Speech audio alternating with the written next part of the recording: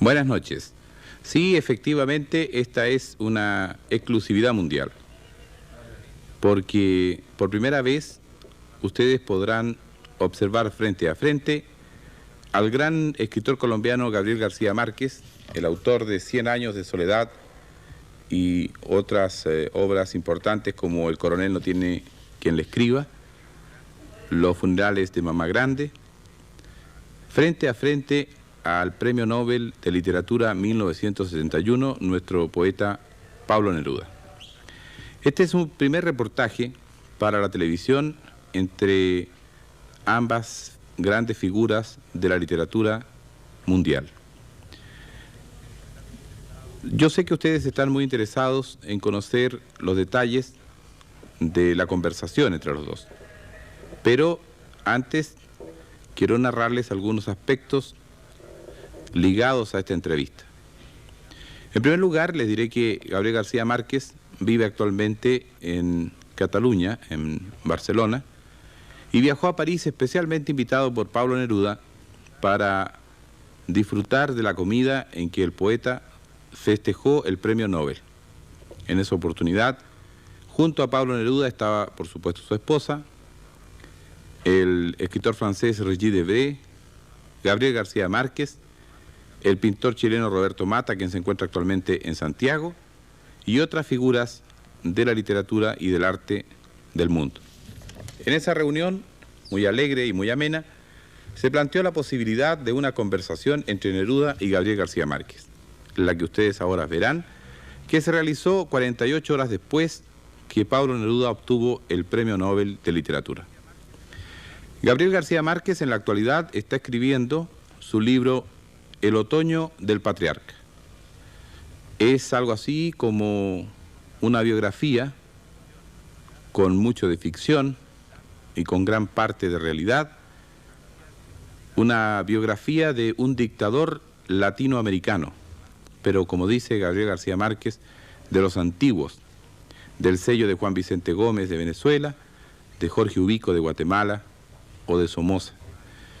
Comienza el libro que está en estos momentos escribiendo García Márquez en Barcelona, cuando el dictador se asoma a la ventana y observa que hay grandes festejos y pregunta al jefe de la Guardia Policial por qué hay tanto bullicio. El tipo le responde: estamos celebrando el cumpleaños. El dictador dice: pero hoy no es mi cumpleaños. Dice: no, pero estamos celebrando sus primeros 100 años de gobierno. El tipo expresa, dice, tan rápidamente que pasa un siglo. Así comienza la novela que ustedes conocerán más adelante, de Gabriel García Márquez, que al parecer tendrá la dimensión épica de 100 años de soledad. Gabriel García Márquez, gran amigo de Pablo Neruda, viajó especialmente a París para comer con él, sostuvieron largas conversaciones, y una de estas es la que verán ahora en televisión, en la cual el premio Nobel Pablo Neruda habla sobre poesía y Gabriel García Márquez sobre novela. El extraordinario escritor colombiano Gabriel García Márquez dice que si tuviera que volver a alguna de sus antiguas actividades, sería al periodismo. Ahora está aquí como escritor, pero nosotros le vamos a rogar que él vuelva un poco a su época de periodista para que converse con su amigo Pablo Neruda, Premio Nobel 1971. Por favor, don Gabriel. El clásico de los periodistas. Le dice uno una cosa y después terminan diciendo otra. Yo lo que dije o lo que quise decir fue que a mí me gustaría volver al periodismo, pero sobre todo a ser reportero, porque tengo la impresión que a medida que uno avanza en el trabajo literario va perdiendo el sentido de la realidad. Y en cambio el trabajo de reportero pues tiene la ventaja que lo tiene uno todos los días en contacto con la realidad inmediata.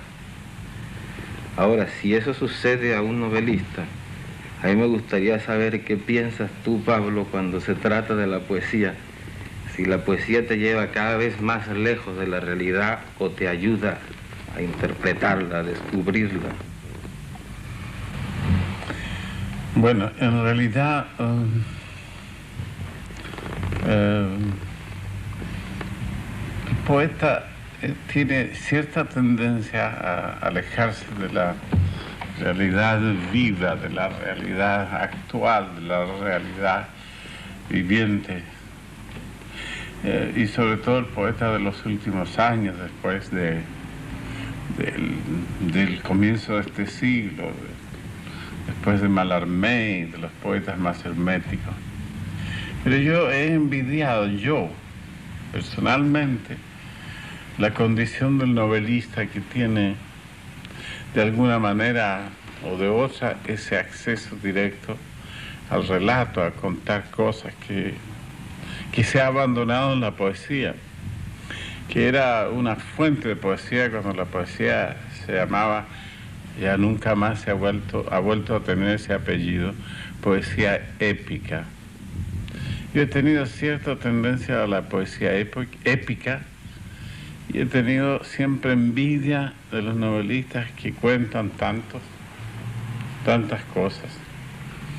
Y si en algún escritor, y espero que me perdone todo el mundo y tú mismo de que estés aquí presente, se reúnen esa indagación o sumersión en la realidad viva y en la realidad mágica, uno de los novelistas que da el ejemplo en eso es Gabriel García Márquez, con quien estoy hablando en este momento. Bueno, fíjate, pero yo siento, no sé si es una cuestión de vocación o es un proceso de evolución que va uno sufriendo, pero yo tengo la tendencia verdaderamente a ir convirtiendo el relato, la novela, en poesía, casi en lo que estoy haciendo ahora y casi como una aspiración de mi trabajo, es el de encontrar más bien soluciones poéticas que soluciones narrativas. Ahora, lo que no sé es a dónde nos va a conducir toda esta conversación, porque es absolutamente falsa y hecha para la televisión, ¿verdad? No tan falsa como crees. Y yo, en muchas épocas de mi vida, yo me fui convirtiendo en mi trabajo, en todo lo contrario, en buscar el modo de contar algo, de contar cuentos. Y yo no le temo por lo demás a ninguna experiencia en ese sentido, porque cuando pensé que la poesía, cuando más se odiaba a la poesía, ya se odió a la poesía épica, a la poesía que contaba algo. Ya nadie trató de escribir como Homero el relato de un pueblo, ni como el Dante las luchas y las pasiones de gente que existían y que vivieron. Ya nadie lo quiso hacer más, y yo no le tuve miedo a eso, sin ser ni Homero ni Dante. Pero también se odió la poesía didáctica, la que enseñaba algo. Yo me propuse hacerlo, me propuse que se enseñaran a hacer cosas con mi poesía. El que tú vayas siendo arrastrado por tu propio temperamento y por tus propios cambios hacia la poesía, y yo lo pueda hacer hacia la novelística, son partes del desarrollo de un escritor, porque hay que meterse en todos los rincones y hay que hacerlo todo como un reporter, como tú decías. Ahora, pues entonces yo creo que nosotros podemos llegar, tú como poeta y yo como novelista, y en general los poetas como poetas y los novelistas como novelistas, podemos llegar a una coexistencia pacífica. Un acuerdo. En el sentido de que los poetas sean cada vez más narradores y los novelistas seamos cada vez más poetas, y no vayamos a pelear por eso, sino que todos seamos muy amigos y nos pongamos tan contentos, como estoy yo ahora cuando te dando a ti el premio Nobel, nos pongamos tan contentos los novelistas de que le dé el premio Nobel a un poeta, como espero que te pondrás tú contento cuando me lo den a mí, porque tengo la impresión de que como van las cosas y con todo lo que andas diciendo de mí, estás influyendo demasiado sospechosamente sobre la Academia Sueca. Sospechosamente para nadie, y para mí tampoco, porque te merecerías todo por tu gran trabajo. Pero volviendo al tema ese de que nos estamos cambiando de tema, yo he tenido envidia a los novelistas, y te lo digo. Yo me he sentido siempre incapaz de relatar en prosa las cosas. Y la prueba está es que siempre ando pensando, ay, ¿cómo encontrar a un novelista para contarle este cuento?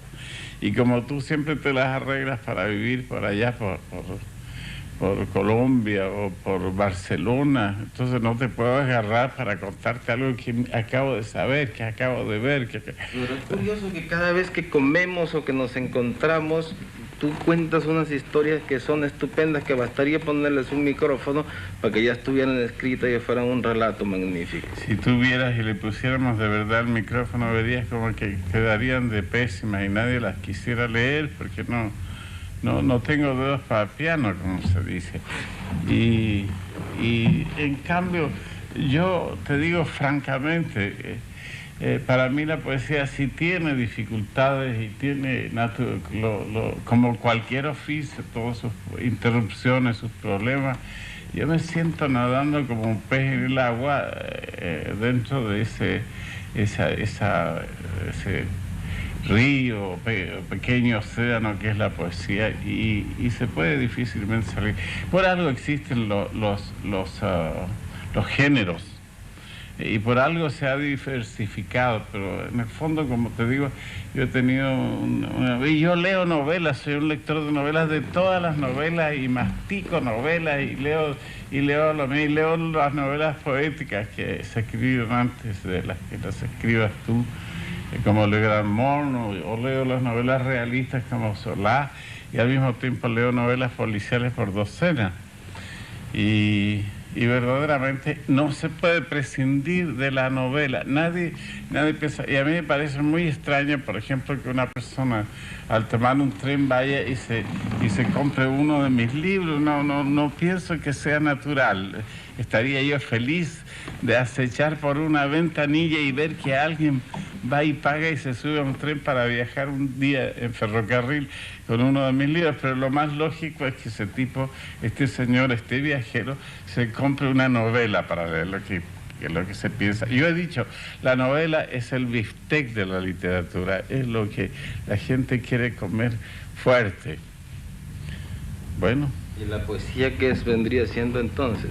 La poesía es otra parte. Si la novela es el bistec, ¿qué sería la poesía? La poesía es como una especie de acto de fin. Esto es un poco pedante lo que yo estoy diciendo, como una especie de parte del amor, parte de la acción del amor. Debe ser algo más íntimo y más recogido. Yo también, todo esto es discutible, porque también me gusta la poesía de gran ámbito y la que se esparce para afuera y la que da un movimiento de masa, pero en realidad el que alguien tome un libro de poesía es para leerlo recatadamente, es una comunicación secreta, intransferible, con partes del alma del poeta y de la persona que está leyendo, y esa comunicación subjetiva existe y es verdadera, y la siente como una corriente eléctrica alterna o la otra, la siente todo el mundo. Bueno, yo tengo la impresión de que el tema está más que agotado, y el tiempo y todo. De manera que a ver cómo haces si nos sacas de esta conversación, porque las buenas conversaciones que hacemos con Pablo es cuando estamos solos y no están tantos periodistas y tantos micrófonos y tantas cámaras. Pero yo tengo entendido que ustedes han estado comiendo como 3 o 4 noches seguidas, de modo que temas de conversaciones... Ya lo hemos agotado, ya no nos quedó nada para esta entrevista. Tal vez faltaría alguna motivación. Bueno, pero antes de que se nos acabe el tiempo, en realidad yo quería aprovechar esta oportunidad para mandarle al pueblo chileno, al gran pueblo chileno, primero mi felicitación por la merecidísima distinción que se ha hecho a un poeta chileno que para mí es el más grande poeta del siglo XX en todos los idiomas, y para mandar a ese mismo pueblo chileno mi sentimiento de solidaridad y mi gran alegría por la extraordinaria experiencia del Frente Popular.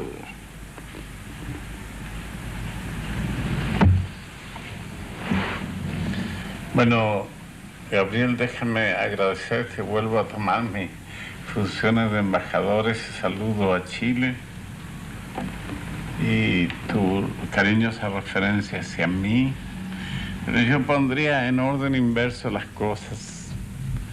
Para mí, yo felicitaría a mi país, primero por su gran acción y su decisión para transformar una parte de nuestro continente, para transformar, dar justicia, dignidad a mi país, a mi patria, a mi pueblo. Bueno, yo creo que estamos terminando y como primicia para los chilenos que me escuchan, quiero hacer hablar también a un nuevo personaje. No solo tú y yo debemos conversar aquí, sino que voy a presentar a la última fiera que traigo del África. Un león auténtico, y le preguntaremos algo. ¿Quién piensas de estos dos tíos que acaban de hablar tanto, de estos dos señores? Se ha quedado callado. Ha sido más sabio. Es un silencio muy expresivo, ¿eh? Ha sido más sabio que nosotros.